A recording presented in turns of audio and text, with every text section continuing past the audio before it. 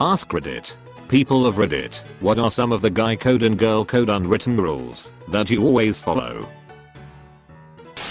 When a girl says I won't tell anyone, what she really means is I won't tell anyone except my best friend. Source: girl. I won't tell anyone that you know.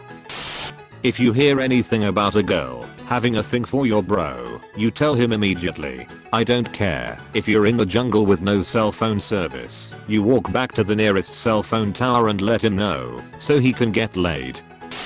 Never steal a bro's large fry or the accidental curly fry. If your friends help you move, you are expected to A. Be packed already, and B. Provide pizza and beer.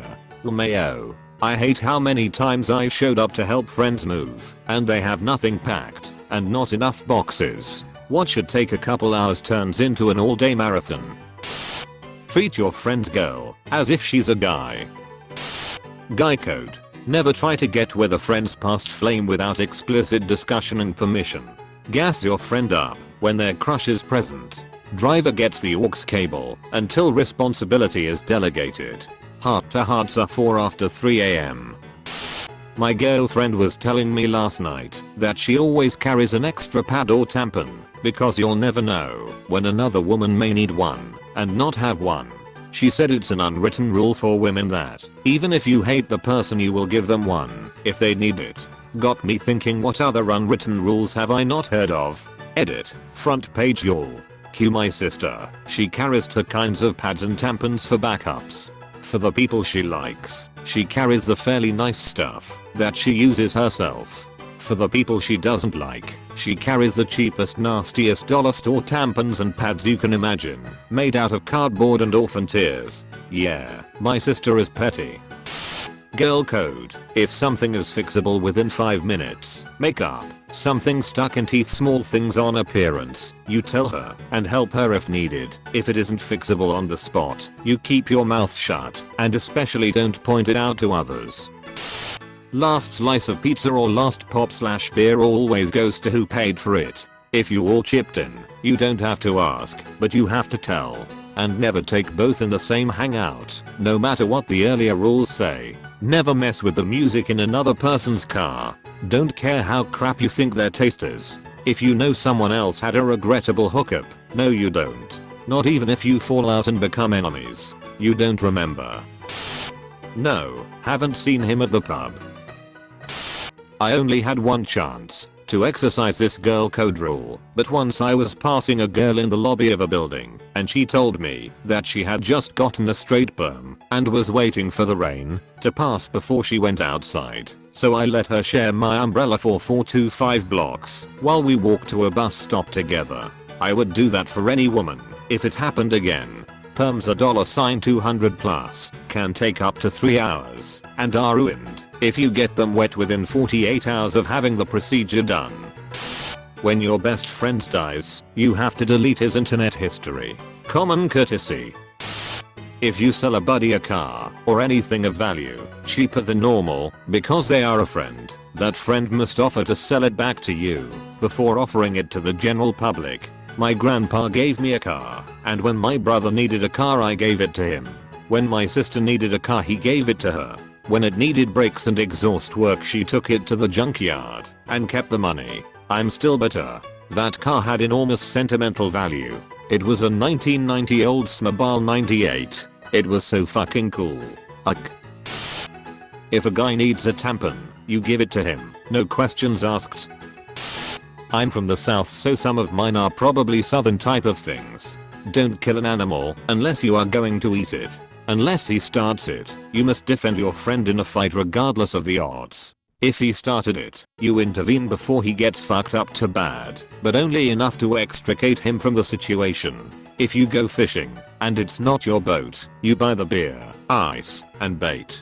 For close friends, show up to funerals, weddings, and birthdays, even if you don't want to pay for the bachelor at his bachelor party. If a friend is going through a bad breakup, it is the responsibility of the bro tribe to keep him out of the house as much as possible for the first few months. If your friend is generally a hard-working, industrious guy and they hit a financial rough spot and you can help, you help. In the event of a hurricane, or other disaster, assemble the brothers, grab the chainsaws, shovels, coolers, and beer, and go house to house fixing shit. Don't wait for fucking FEMA, do the shit yourself. If a bro is in jail, and you can afford to post bail, then you post bail. If a bro is stranded somewhere, you go get him, regardless of what time it is.